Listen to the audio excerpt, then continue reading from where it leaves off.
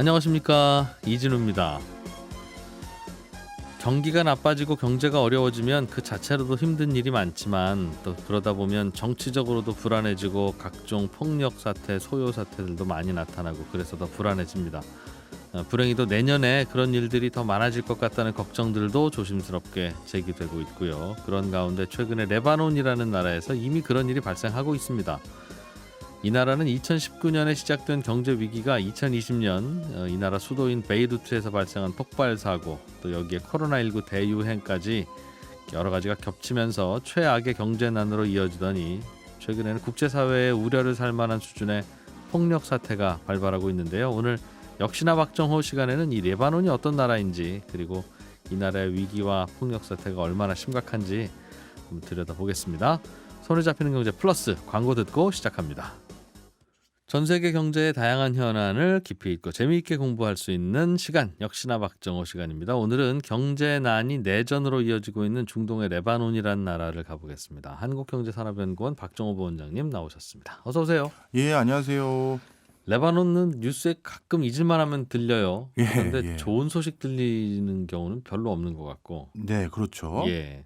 최근에는 뭐 내전에 가까운 혼란과 소요가 있다고 들었습니다. 맞습니다. 방금 우리 이진우 기자님께서 말씀해 주신 것처럼 레바논 자체는 이렇게 긍정적인 소식들이 별로 없어서 그런지 예. 정말 그런 여러 악재들이 겹치면서 극심한 경제난이 가중되기 시작했고요. 그것 때문에 결국 지금 내전에 가까운 신의 한복판에 총기 서로 겨루는 이런 일들이 전개되고 있는데요. 네. 그동안 어떤 일이 있었는지 좀 말씀을 좀 드리도록 하겠습니다. 그 전에 레바논이 어디쯤 있죠? 위치요? 저 어느 동네인지 대충은 그냥 가겠는데 예. 그 동네 떨궈주면 못 찾아가겠어요. 일단 중동 어디에 있겠지 맞는 말이고요. 예, 예. 근데 중동 지역 중에서 어디에 바짝 붙어 있냐면 유럽에 바짝 붙어 있습니다. 어느 정도로 바짝 붙어 있느냐? 지중해를 맞닿고 있어요. 아, 지중해 바닷가에. 예. 그러니까 터키 아래쪽. 아래쪽이고 이스라엘보다는 위에 있고 예, 이렇게 돼 있습니다. 대강 그 동네에. 네, 맞습니다. 바로 어찌 보면 지금 그 레바논의 지정학적인 위치 때문에 네. 지금까지 레바논이 이러한 때로는 기구한 운명, 때로는 찬란했던 운명을 갖게 된 게 바로 그런 건데요. 예. 자, 좀 설명을 드리겠습니다. 최근 이제 레바논이 그 동네에 있는 나라인데 왜 이렇게 극심한 경제난을 경험하게 됐느냐라고 네. 하면 가장 직접적으로 우리 뉴스에서도 떠들썩하게 보도됐던 건 레바논의 수도 베이루트에서 질산 암모늄이 크게 폭발했었죠.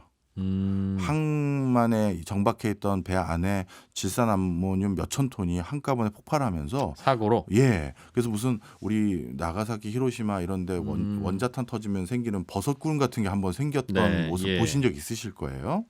자, 바로 그걸로 인해서 5천여 명이 부상을 당했을 뿐만 아니라 재산적 피해만 17조 원에 이르는 어이구. 피해를 받았습니다. 예. 그리고 그 피해가 완벽하게 아직 복원도 안 된 상태였는데요. 그런데 어떤 일이 추가적으로 생겼냐면 바로 코로나19예요. 우리가 많은 분들이 레바논의 가장 대표적인 경제적인 부가가치를 창출하는 그런 방법이 뭐냐라고 물어보시면 사실 레바논은 관광으로 돈을 많이 벌거든요. 아, 지하자원이나 석유나 이런 거 파는 게 아니라 예, 관광. 관광으로. 예. 지중해성 기후에 해당되는 곳이고 예. 그만큼 날씨가 너무 좋아요. 그래서 레바논의 베이루트를 우리가 중동의 파리 이렇게 부를 정도로 뭔가 좀 관광지로서의 품격이 있죠. 예. 자, 그런데 코로나19로 가장 직격탄을 받은 업종이 관광산업이잖아요. 안 놀라오죠. 못 놀라오죠. 못 놀라오는 거죠. 특히 유럽인들이 약간 이국적인 정취를 느끼기 위해서 저렴하기도 하고 레바논으로 곧장 갔었는데 완전히 끊겨버린 거예요. 아이고. 예, 바로 요런 최근에 두 가지 악재가 가장 직접적이었고요. 바로 그 전에 가장 그 극심한 그 압박감으로 작용했던 건 시리아 내전인데요. 네. 레바논과 시리아가 또 국경을 접하고 있습니다. 그 옆 나라예요? 예, 바로 오른쪽에 있어요. 레바논의 오른쪽에. 레바논을 보고 왼쪽에는 지중해가 있고, 네. 위쪽에는 터키가 있고, 예. 오른쪽에는 시리아가 있고. 있어요. 예. 근데 이 시리아가 어떤 상황이냐면 아시잖아요. 오랫동안 내전을 했었죠. 거기도 또 내전으로 유명하죠. 그래서 시리아의 여러 난민들이 이제 뭐 여기저기 다른 나라로 넘어갔을 때 또 일부가 어디로 왔다? 레바논으로 온 거예요. 예. 근데 레바논의 전체 국민이 600만 명 정도 수준밖에 안 됩니다. 예. 그런데 시리아 난민이 50만 명 가까이 넘어오니까 와. 이게 경제적 부담으로 작용하는 예. 거고요. 예. 그다음에 아까 좀 전에 말씀드렸던 것처럼 레바논 바로 밑이 이스라엘이라고 말씀드렸잖아요. 그럼 이스라엘 사람들에게 등 떠밀려서 나온 사람이 팔레스타인 사람들이에요. 거기도 또 레바논으로 다 흘러갔겠네요. 레바논으로 넘어간 거예요. 그래서 팔레스타인 해방 기구라는 그 PLO라고 부르는 예, 걸로 알고 예. 있는데 그 단체가 레바논에 있어요. 음. 그래서 레바논은 이렇게 외부의 난민 아닌 난민들 이런 사람들이 들어오는 것들이 또 당연히 경제적 부담으로 예, 작용해서 예. 그 전에도 최근에 이런 악재 전에도 경제 상황은 되게 안 좋았었는데 이런 뭐 대규모 폭발이라든가 코로나19와 같은 일로 더 추가적으로 경제난이 가중되면서 결국 어떻게 됐느냐? 레바논 국민 600만 명 중에서 지금 절반이 빈곤층이 됐어요. 아하. 그리고 성인 생산 가능 인구 4명 중에 1명이 일자리가 없어요. 그렇겠죠. 대개는 관광업에 종사했을 테니까. 그렇습니다. 그리고 하이퍼 인플레이션이라고 불려도 될 만큼 물가가 올라가기 시작했고요. 물가는 왜 그럽니까? 당연히 이제 외화가 없어지니까 관광객이 안 오니까 자국 통화 가치가 급락했고 그럼 뭐 하나 수입해 오려면 그 나라 돈으로는 엄청 비싸고. 그렇죠. 바로 그런 악순환으로 인해서 지금 레바논의 경기는 급락했다. 나쁘다. 네, 이렇게 경기 보시면 나쁜 되겠습니다. 것까지는 이해가 되는데 네. 내전은 왜 예. 벌어지고 있습니까? 이게 또 참 레바논의 이제 기구한 운명을 좀 말씀을 드려야 되는데요. 예. 레바논은 아까 말씀드렸던 그 위치에 있다 보니까 정말 교통의 최고의 요충지였어요. 그래서 옛날 이 레바논을 우리가 옛날 역사책에서 뭐라고 부르는 나라가 여기 동네냐면 페니키아라고 들어보셨을 거예요. 페니키아. 네, 많이 들어봤잖아요. 예, 예. 그 페니키아를 많이 들어볼 수밖에 없었던 건 최고의 상인 집단이었거든요. 어허. 그 왜 상인 집단이냐? 교통의 요충지에 있잖아요. 중동에서 물건 받아다가 유럽에서 팔기 딱 좋은 곳이고 북아프리카에서 또 여기에 교역하러 오기 딱 좋은 곳이거든요. 그러다 보니까 우리가 알고 있는 대부분의 금융 용어라든가 금융 제도를 예. 처음 만든 나라가 레바논이에요. 금융제도를. 예, 돈은 어떻게 빌리는 거고 담보라는 건 어떤 거고 이런 어떤 틀, 네. 그 프레임을 잡은 대표적인 고대 문명권이 다 레바논 지역에 있는 사람들이었던 거죠. 예. 자, 그렇게 옛날에는 번성하고 부유했던 나라인데 이 교통의 요충지는 그러면 어떻게도 바라볼 수 있냐면 저기만 우리가 점령하면 네. 떼돈을 벌겠구나. 길목 좋으니까. 그렇죠. 예. 그래서 침략을 정말 계속해서 받아왔어요. 그래서 처음에는 로마가 점령을 했고요. 그래서 이제 이때부터 이제 지금 레바논이 이렇게 내전까지 가는 이유가 생기기 시작하는 건데 로마가 점령했었을 때는 당연히 레바논 지역에 기독교가 전파됐겠죠. 네. 그다음에 그 뒤후 이들 지역을 점령했던 곳이 이슬람 문명권입니다. 그러니까 당연히 레바논 지역의 일부 주민들은 또 아랍 문명권이 들어왔고요. 예. 그리고 또 그 뒤에 19세기까지는 다시 오스만 제국까지 쭉 이어지다 보니까 아랍에서도 여러 종파들이 또 섞여지기 시작한 거예요. 네. 그러다 보니까 그리고 1차 세계 대전이 끝나고 나서는 오스만이 다시 패배된 뒤에 프랑스에게 이 땅을 다시 넘겨줬어요. 그래가지고 프랑스에서 독립할 때까지가 이제 1944년인데 그때까지는 다시 친서구 세력에 기반을 둔 정권이 있었다 보니 옛날에 로마 때 점령됐던 기독교 문명에 그 기반을 두고 있던 레바논 사람들이 다시 아랍 사람들과 어깨를 나란히 할 수 있는 상황이 생긴 거죠. 그렇겠네요. 그래서 그리고 유대인들이 또 일부 넘어와서 살고 있고요. 네. 팔레스타인 난민들도 아까 말씀드렸듯이 넘어와서 살고 있고. 교통의 요지라는 게 원래 그렇죠. 네. 오가는 사람 많은 동네. 자, 그래서 레바논은 어떻게 됐느냐? 전 세계 18개 종교 종파들이 다 여기 있어요. 아하. 그래서 이것 때문에 이제 반목, 갈등, 경제적으로 어려워지면 네 잘못이잖아. 이게 이제 시작됐다라고 보셔도 돼요. 항상 싸울 이유는 늘 갖추고 있군요. 늘 있습니다. 그래서 레바논이 독립을 하고 나서 야, 우리 이렇게 다양한 종교 집단이 여기서 다 같이 살고 있는데 그럼 국가는 우리 어떻게 앞으로 우리가 운영 관리하는 게 좋을까? 네. 여기에 대해서 결국 합의를 본 방법이 있었는데요. 이 방법을 보시면 레바논이 얼마나 복잡다기한 동네인지를 알 수가 있습니다. 먼저 대통령과 합참의장에 해당되는 사람들은 이 두 사람은 마론파라고 해서 기독교 기반의 종파가 무조건 되는 거예요.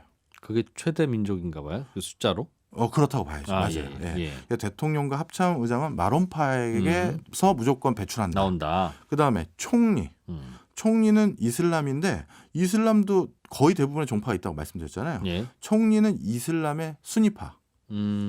그다음에 국회의장은 시아파. 야, 이게 뭐 지역 안배도 아니고 묘하네요. 예. 아직 안 끝났습니다. 어. 국회 부의장과 예. 부총리는 정교회 신자들이 하는 거고요.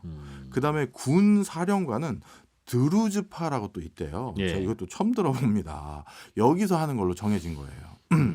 그래서 내각의 주요 강요를 결정할 때 무조건 종교적으로 이렇게 안분을 하고 있고요. 아하. 그다음에 국회의원 수. 이것도 좀 당혹스러울 수 있으실 텐데 국회의원 전체 그 레바논이 64명으로 구성되어 있는데 크게 보면 종파로 다시 나누는 건 있지만 크게 보면 기독교가 32명, 이슬람 쪽이 32명. 네. 이렇게 나누는 거예요. 국회의원도. 국회의원도. 야. 이렇게 국가를 만약에 이런 방식으로 운영하면 국가가 어떻게 될 것 같으세요? 그냥 국가는 아니고 뭐 그냥 다 나눠 먹는 사람들이 그냥 모여만 사는 그런 거겠죠. 그러니까 하숙집 같은 느낌이겠죠. 가족이 아니라. 아, 맞는 표현인 것 같습니다. 예. 각자 방 따로 있고 네, 밥 먹을 때는 한번 모였다가 또 자기 방 들어가고. 맞아요. 어. 자, 그러다 보니까 어떤 일이 생겼냐면 예. 시너지라는 게 없고요.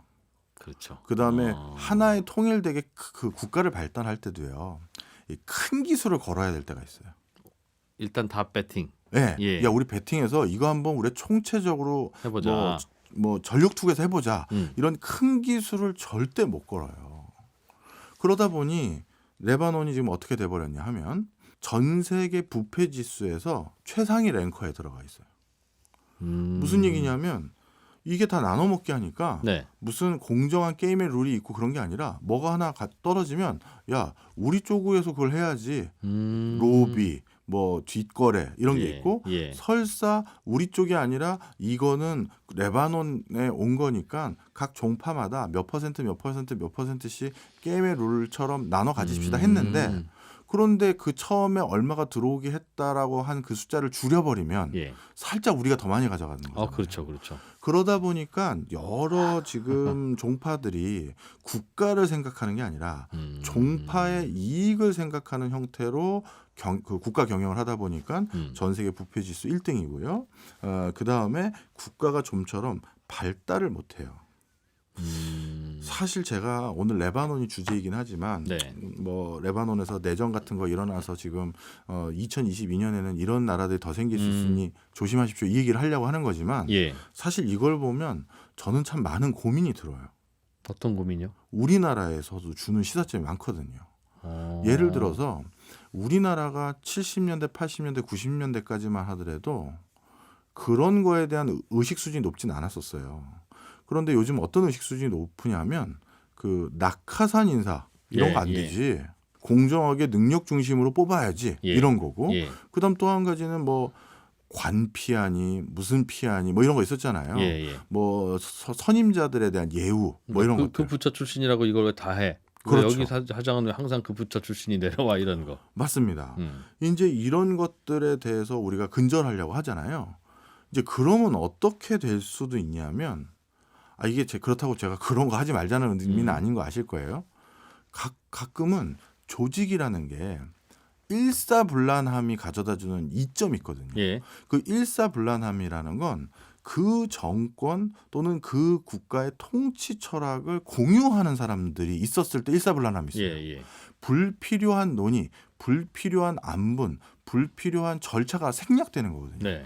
돌격 앞으로 했었을 때 다 같이 가는 이런 것들이 그 뭐랄까 코드 인사가 주는 장점이긴 해요, 사실. 우리가 남이가. 우리가 남이가. 네. 그런데 이제 더 이상 그렇게 운영하면 안 되잖아요, 우리나라도. 그렇죠. 그래서 이제 우리도 무조건 어떤 코드 인사하지 말고 낙하산 인사하지 말자고 했는데 그러다 보니까 어떤 일이 생겼냐면 일사불란함 아니면 부처 간의 융합 아니면 공기관 간의 상호 협조 이런 것들이 좀 원활하지 않을 수가 있죠. 이게 참 어느 게 맞는지 잘 모르겠어요. 그렇죠. 무조건 장점만 있는 것 같진 않아요. 바로 그래서 이 레바논이 바로 이렇게 우리가 다 합의해서 결정하자라고 해버리니까 네. 합의가 좀처럼 쉽지 않잖아요. 그렇죠. 되는 일이 없죠. 되는 일이 없는 나라가 돼버린 거예요. 그래서 그러다가 또 싸우고 네. 레바논이 특히 더 그렇습니까? 중동의 다른 나라들끼리는 열심히 또 싸우고 그러는 것 같은데 레바논은 중동 국가들하고 좀 다른 게 또 있어요? 레바논이 특히 중동 국가 중에서 이게 심합니다. 그래서 제가 말씀을 드리는 건데요. 우리 예를 들어서 이란은 무슨 파, 이라크는 무슨 파 이게 예. 정해져 있잖아요. 있죠. 근데 여기는 그게 같이 있고 다 섞여 있고. 네, 그다음에 기독교 문명권에 해당되는 종파인 기독교 자체와 유대교까지 여기 같이 있단 말이에요. 네. 그러니 여기는 당연히 화약고가 될 가능성이 높은 상태인 거죠. 그리고 물론 그래서 이렇게 여러 종파들이 섞여 있다 보니까 레바논의 이슬람 문명권은 이전의 이슬람 문명권하고는 여타 국가의 네. 이슬람 문명권하고는 그 결이 완전히 다릅니다. 우리 대표적으로 이슬람 국가들 가보면 히잡이라든가 뭐 이런 뭐 그 동네에 어떤 전통적인 복장을 입잖아요. 있죠. 예. 근데 레바논 여성은 그렇지 않습니다. 자유로워요, 그냥. 자유로워요. 어. 네. 그냥 무슨 유럽인들처럼 그냥 입고요. 이슬람교인데. 네. 심지어 해안가에서 비키니를 입고 있는 사람도 있어요. 물론 이게 진짜 자기가 독실한 이슬람 교도이면 히잡이나 이런 두루판 이런 걸 쓰고 다니죠. 뭘 강요를 안 하는 강요를 안 한다는 거죠. 그러니까 여성이니까 무조건 해야 되는 그렇게 얘기할 수가 없잖아요. 어느 종교인지 모르니까. 아, 그렇지. 너도 나도 종교가 다르니까 그렇죠. 쓰고 다니는 분들 안 쓰고 다니는 분들 다르면 네. 기왕 다 다른데 뭘 자꾸 강요해. 이제 그런. 맞습니다. 그래서 여성들의 히잡과 차도르에 대한 의무 적용이 전혀 없다. 이렇게 보시면 되고요. 그 때문에 술도 많이 팔아요. 아, 어차피 종교적 규제가 없으니. 그렇죠. 그래서 그것도 장점이고 그러다 보니까 또 한 가지 레바논이 발전할 수 있었던 가능성 중에서 가장 중요한 가능성 하나가 뭐였냐면 교육 제도가 제일 중동 국가 중에서 발달한 나라예요. 왜 일단 어떻게 해요? 네. 왜냐하면 중동 국가들 대부분은 여성은 교육을 받는데 여러 가지 제약이 많잖아요. 예. 그러다 보니까 여성들의 그 교육 시스템을 뒷받침해 줄 수 있는 어떤 인프라가 없는데 레바논은 여러 종파가 섞여 있다 보니까 여성들, 남성들이 편하게 대학을 다니고 거기에서 교육을 편하게 받을 수 있는 인프라가 생기는 거죠. 예. 그래서 중동 지역에서 대표적인 엘리트를 양성하는 대학들은 레바논에 많이 있었어요.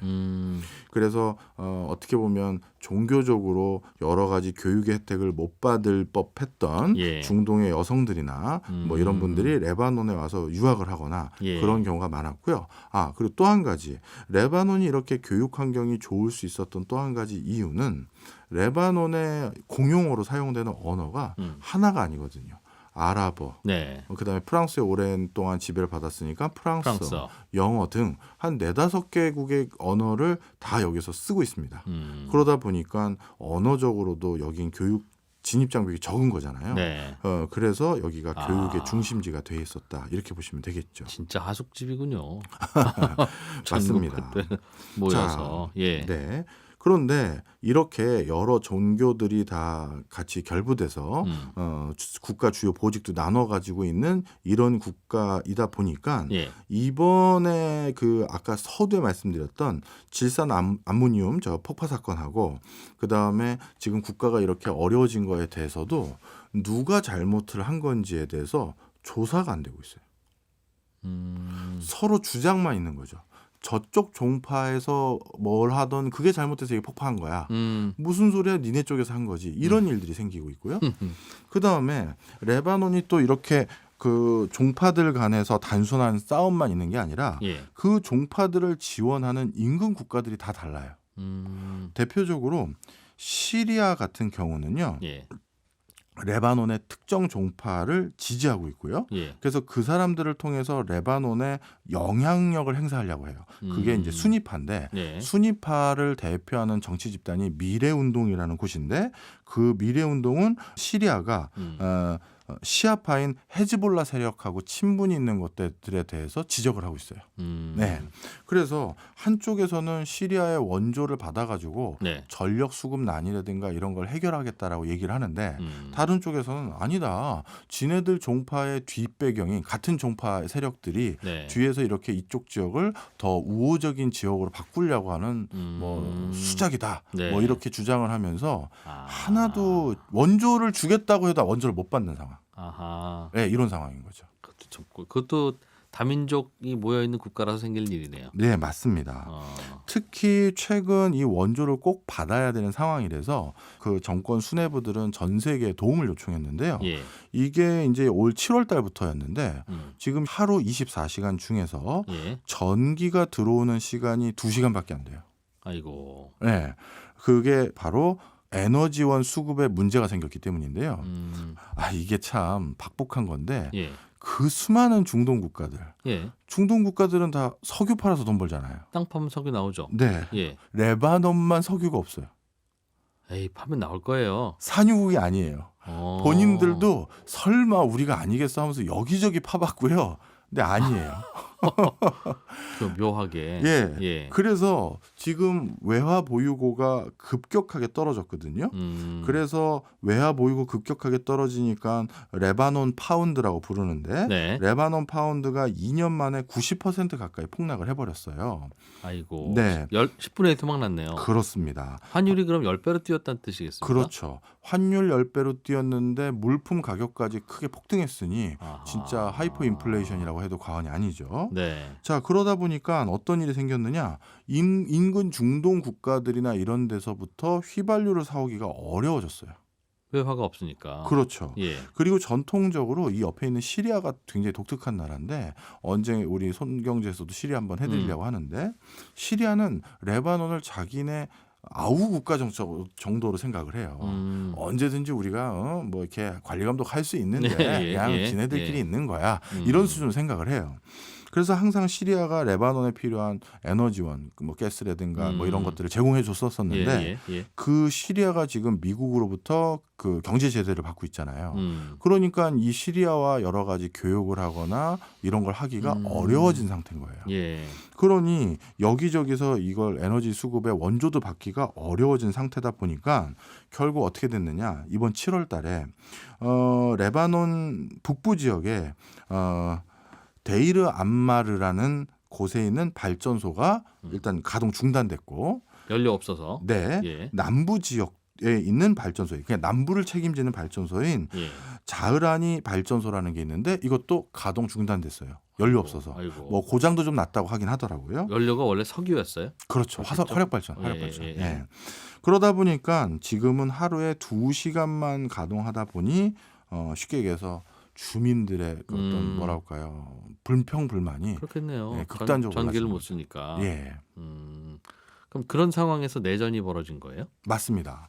특히 이 과정에서 뭐가 문제였냐면 네. 이러한 지금 경제적 파급을 일으켰던 게 아까로 따지면 대통령이냐 그럼 기독교 세력인 거고 총리냐 그러면 뭐 예를 들어 순위파고 누구 잘못이냐 누구 잘못이냐 그건 그 종파 잘못이 돼버리는 거예요. 아하. 그래서 이번에 내전에 싹을 틔웠던 가장 큰 내용이 뭐였냐면 이슬람 쪽에서 기독교 종파가 관리 감독하는 그 건물에 총기를 난사를 한 거예요.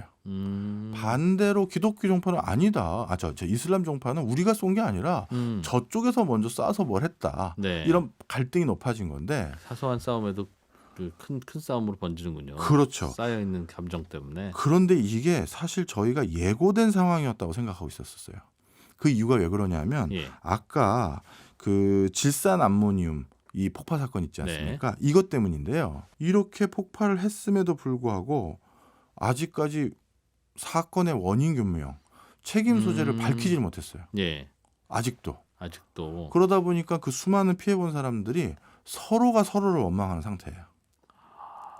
그렇구나. 거기에다가 코로나19가 이제 불을 지어 버린 거죠. 네.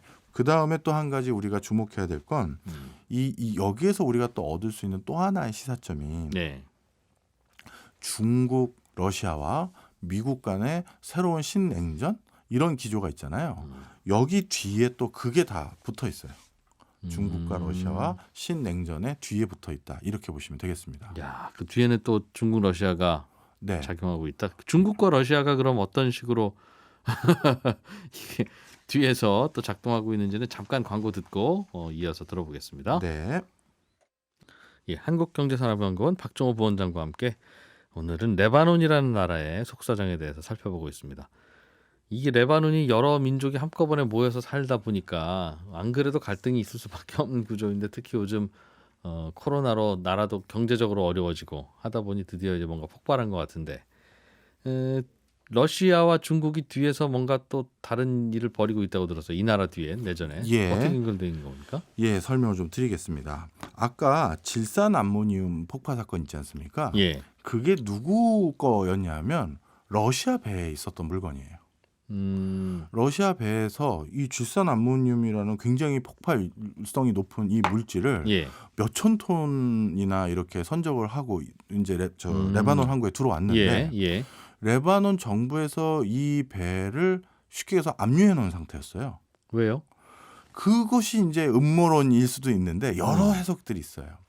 사실 이 중동 지역의 여러 내전이나 쿠데타나 전쟁은 분명 중동 지역 국가의 국민들이 수행을 하는 것이지만 네. 그 사람들을 손에 쥐어져 있는 물건들은 다 어디 나라들 거냐면 한쪽은 미국이고 한쪽은 러시아산이거든요.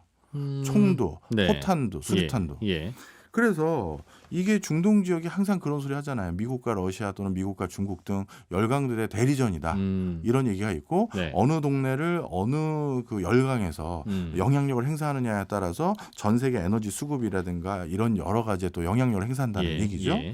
자, 그런데 러시아가 이렇게 그 질산 암모늄 같은 경우는 무기 만들 때도 많이 쓰이는 물건이거든요. 이거를 이렇게 몇천 톤이나 이렇게 레바논으로 들어온 상황이었는데 또 본인들이 의도해서 들어온 게 아니었어요. 어디 다른 데 가려다가 배가 망가졌어요. 그래서 레바논에 정박을 했는데 미국 쪽에 있는 종파와 미국 쪽과 친한 종파가 야, 내보내지 마. 막은 게 아닌가라는 썰이 있었던 거예요. 아, 아직 왜 그 압류했는지는 그것도 밝혀지지가 않는 나라라니까요. 어허. 그래서 그랬는데 그게 안 밝혀진 게 너무 화가 날 수 있는 게 레바논 국민들이 이게 압류한 지가 5, 6년 이상 지난 거였어요. 그러니까 항구에 계속 떠 있었어요. 저 인화성 물질이 오랫동안. 어쩌다가 아니 뭐 꺼내 오든가 아니면 내보내주든가 최소한 배는 가야 될 것 같고. 그래서 이미 그 5, 6년이나 지내다 보니까 러시아 선원들과 선장들은 포기하고 다 본국으로 돌아갔어요. 아, 배는 두고 배만 있는 거예요. 그래서 레바논 그 어떻게 보면 그 세관 당국에서 이거 빨리 해결을 해주세요. 저기 계속 자리만 차지하고 있고 어디 바깥으로 다시 보내시든지 압류해서 이걸 처리하시든지 했는데 6년 동안 거의 방치하고 처리 안 했어요. 일이 안 되는 나라군요. 왜냐하면 또 세관 공무원들도 분명 종파 간에 또 배분이 있지 않겠습니까? 아, 그래서 그러니까 야, 기독교 쪽에서 자꾸 뭘 해달라는데 이거 우리 해야 되는 거야? 뭐 이런 생각이 있었겠죠. 그래서 자, 이러다 보니까 6년 동안 방치하다가 결국 사건이 터진 거예요. 그러니 이거는 분명 인재다. 누가 잘못한 거지 가려내보자라고 했는데 또 그게 또 지금 가려내지도 못하고 이런 반목이 점점 심해지고 있는 상황이고요.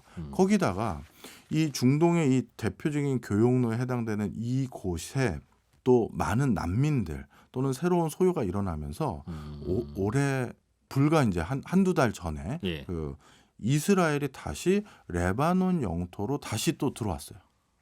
왜요? 왜? 쉽게 얘기해서 이슬람 무장 세력들이 우리 이스라엘을 위협하려고 하는데 얘네들이 털을 잡고 있는 동네가 바로 레바논이다. 그래서 레바논에 우리가 들어가서 얘네들을 처단하고 와야겠다 해서 이번에 다시 이스라엘의 이스라엘 정규군이 레바논에 들어온 겁니다. 이것도 좀 설명을 드릴게요. 하도 복잡다기한 나라라서 말씀을 좀 드려야 되는데 좀 전에 팔레스타인 해방기구가 레바논의 거주지를 만들었다고 말씀드렸잖아요. 예, 예. 그래서 1970년대 때까지 팔레스타인 난민 20만 명이 이미 레바논으로 터를 잡았어요. 그런데 이 레바논의 터를 잡는 곳이 이스라엘의 접경 지역인 레바논 남부 지역에 잡았거든요. 그러다 보니까 실질적으로 레바논 남부 지역 같은 경우는 이미 취해법권 지역이에요. 레바논 정규 경찰이나 군인이 예. 뭐 어떻게 손 쓸 수가 없는 동네예요. 그런데 팔레스타인 해방기구는 어떻게 하느냐. 이쪽 레바논 국경에서 있다가 전열을 가다듬어서 이스라엘 한번 크게 해코지 한번 하고 예. 다시 치고 빠지고 하는 거죠. 예. 그러다 보니까 이스라엘 같은 경우는 이거 계속 우리나라에 들어왔을 때만 얘네를 처단한다고 해서 해결될 일이 아니다. 레바논에 우리 정규군이 들어가야 될 것 같다라고 하고 그냥 국경을 넘어서 들어간 거예요. 예. 그런데 들어갔었을 때 원래 어디까지 우리가 가야 되느냐에 대한 갑론을박이 있었었는데 처음에는 예. 근데 처음에는 팔레스타인 사람들 많이 사는 남부 지역만 슬쩍 들어가서 거기는 뭐 그렇게 크게 개발된 지역도 아니니 네. 거기만 처단하고 다시 내려오자 우리 본국으로 귀국하자 했는데 이스라엘의 군부의 내부 수뇌부의 판단은 달랐던 것 같아요. 베이루트까지 진출을 합니다. 남의 나라 수도까지 간 거예요. 예. 물론 레바논 사람들을 처단하려는 것은 아니었고 팔레스타인 난민들을 처단하는 거지만 예. 레바논 국민 입장에서는 황당한 거죠. 그러네요. 이게 예. 뭔데 니네가 여기까지 들어와. 예. 이렇게 되는데 기독교를 기반으로 한 세력과 유대교를 기반하는 세력들은 그렇게 하세요. 해서 해줬어요. 어허. 그런데 아까 순위파 시아파는 입장이 또 다를 거 아니겠습니까? 우리 친구들 잡으러 온 친구들. 그렇죠. 예. 그래서 그쪽은 이러면 또 아니지 해서 누구에다가 구원군을 부탁했냐면 조금 전에 말씀드렸던 시리아에게 군사를 좀 보내주세요. 그래서 이게 어떤 꼴이 됐냐면 그 나라 정부의 수뇌부들이 네. 이웃 나라에게 우리나라에 와서 군대 좀 보내서 파병해서 여기서 전쟁 좀 해주세요라고 얘기한 꼴이 돼버린 거예요. 그러네요. 예, 그것도 정권의 최고 수뇌부들이.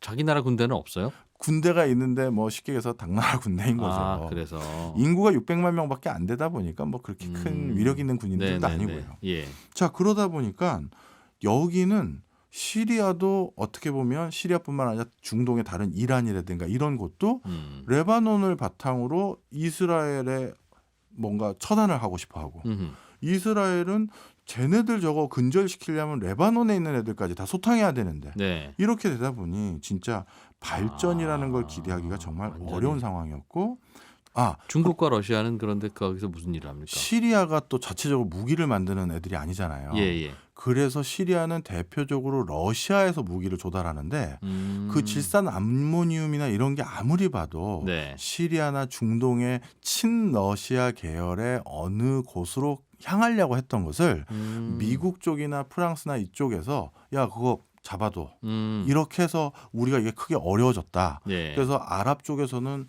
저거 그거 캐보면 저쪽 잘못이라는 게 나올 거다라고 얘기하는 거고 이쪽에서는 그 니네들이 무기 만들려고 하다가 이렇게 된 거 아니야. 이제 이런 게 계속 설킨 거죠.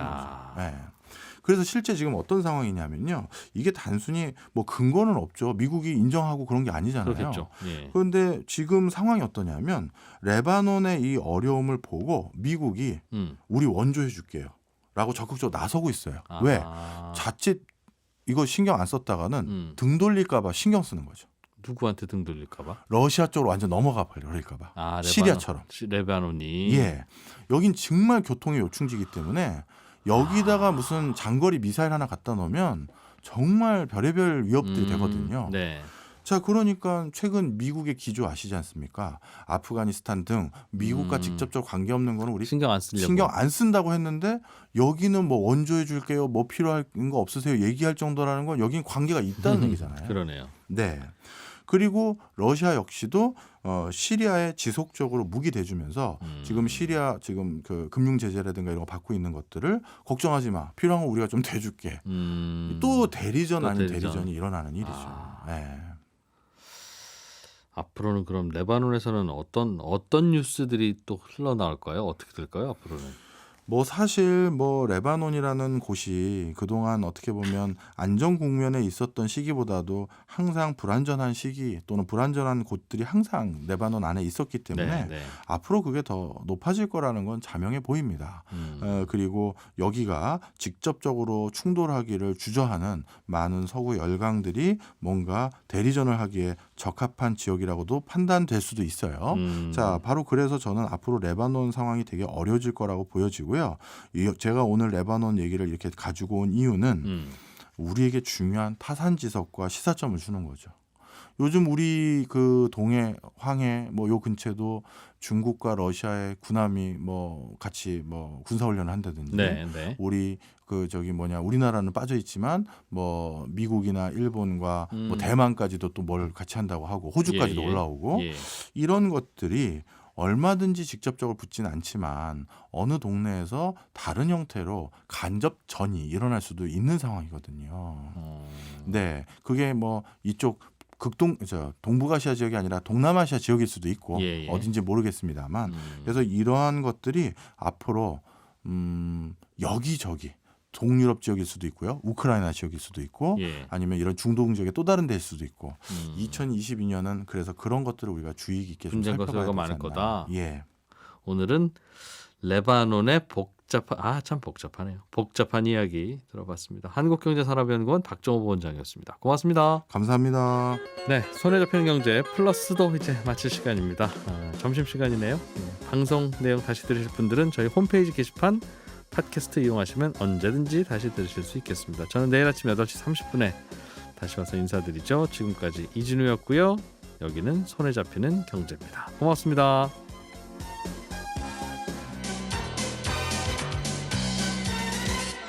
더 깊고 더 재미있는 경제 이야기. 이진우의 손에 잡히는 경제 플러스.